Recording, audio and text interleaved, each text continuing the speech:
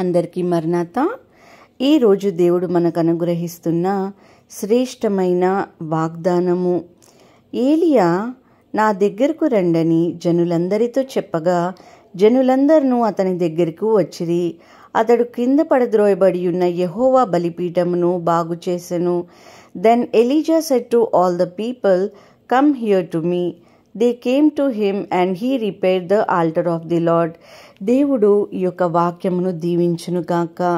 ఈరోజు మనము 4 బలిపీఠములు చూస్తామండి. సమర్పణ యొక్క బలిపీఠము, కుటుంబం యొక్క బలిపీఠము, స్తోత్రం మరియు సాక్ష్యం యొక్క బలిపీఠము, సేవ యొక్క బలిపీఠము.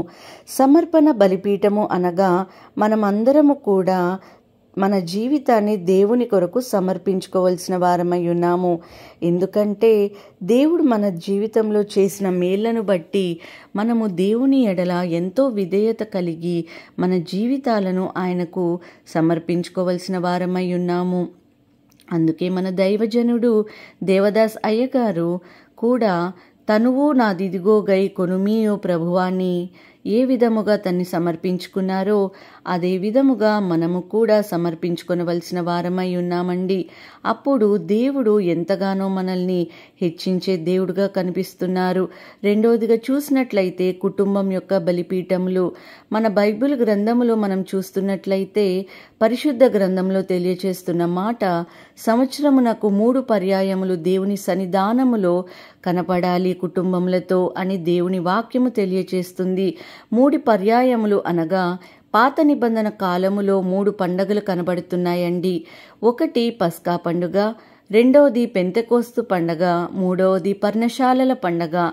ఆ యొక్క పండుగలలో అందరము కూడా కుటుంబాలతో కలిసి దేవుని సన్నిధానంలో కనబడాలని దేవుని వాక్యము తెలియచేస్తుంది.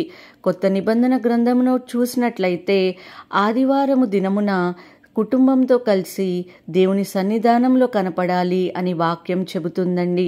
మూడవదిగా చూసినట్లయితే స్తోత్రము మరియు సాక్ష్యము యొక్క బలిపీఠము. స్తోత్రము యొక్క బలిపీఠము అనగా దేవదాసయ్య గారు అన్న మాట, అబ్బాయి నువ్వు స్తుతి చేసినట్లయితే దేవుడు నీ స్థితిని మారుస్తారు అని దైవజనులు తెలియచేస్తున్నారు. అదేవిధంగా దేవుని సన్నిధానములో మనము స్తుతించే వారముగా ఉండాలి, దేవుని ఆరాధించే వారంగా మనం ఉండాలి, దేవునికి ప్రార్థించే వారంగా మనం ఉండాలి. ఒకసారి మనల్ని మనం ప్రశ్నించుకుందాం. మన సాక్ష్యము ఏ విధంగా ఉన్నది? మన గృహములో మన సాక్ష్యము ఏ విధముగా ఉన్నది? అన్యజనుల మధ్యలో మన సాక్ష్యం ఏ విధంగా ఉన్నది? దేవుని సన్నిధానములో మన సాక్ష్యం ఏ విధంగా ఉన్నది? 3 ఒకే రకమైన సాక్ష్యము మనం కలిగి ఉండాలండి. మరి ఇంకోటిగా చూసినట్లయితే గృహంలో ఉన్నప్పుడు కొంతమంది ఎంతగానో దేవునికి అయిష్టంగా కనపడుచున్నారు. 3 స్థలములలో మనం ఒకే రకంగా కనపడాలి. 4వదిగా చూసినట్లయితే సేవ యొక్క బలిపీఠము. సేవా బలిపీఠము గురించి బైబిల్ గ్రంథం తెలియచేస్తున్న మాట, పంట విస్తారముగా ఉన్నది, పనివారు కొదువుగా ఉన్నారు అని తెలియచేస్తుందండి. అవునండి, మరి దేవుని సేవ మనం చూసినట్లయితే ఎంతగానో కష్టమైన పని. కాబట్టి మనము ఎవరైతే దేవునికి సేవ కొరకు సహకారులుగా ఉంటారో దేవుడు వారి జీవితంలో గొప్ప అద్భుత కార్యములు చేస్తారు. సేవ అనేది ఎంతో కష్టమైన కూడుకున్న పని కదండి. దేవుని సేవ చేసే పాస్టర్లకు ఎవరైతే సహకారులుగా ఉంటారో వారి జీవితంలో దేవుడు ఖచ్చితంగా గొప్ప దీవెనలు దయచేస్తారు. ప్రార్థన చేసుకుందాం. పరలోకపు తండ్రి యేసయ్యా, ఈ యొక్క విరిగిన బలిపీఠములను మేము బాగు చేయటానికి మాకు సహాయం చేయండి. అవునేసయ్యా, మేము ఎన్నో విషయాలు ప్రభా పక్కన పెట్టి మీ యొక్క సన్నిధానంలో మేము ఎదగటానికి సహాయం చేయండి. మా యొక్క బలిపీఠములను పునర్నిర్మించుకున్నట్లుగా మమ్మల్ని దీవించండి ప్రభా. ఇన్ని రోజులు కూడా యేసయ్యా మేము నిర్లక్ష్యము చేశాము, కానీ ఇప్పుడు మేము యేసయ్యా మీకు మాట ఇస్తున్నాం. మా యొక్క బలిపీఠాన్ని మేము బాగు చేసుకుంటాం ప్రభువా.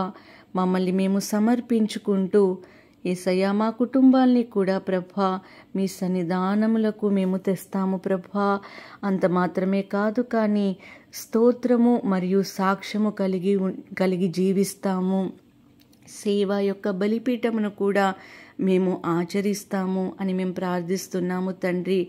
మా కుటుంబాన్ని కూడా బలిపీఠం వద్దకు రప్పిస్తామని యేసయ్యా ఈ యొక్క ప్రార్థనలో ఏకీభవిస్తున్న ప్రతి ఒక్కరిని కూడా దీవించమని, ఈ యొక్క దినమంతా ఆశీర్వదించి చేసే ప్రతి పనిలో మీరు మా ముందుండి నడిపించండి ప్రభువా.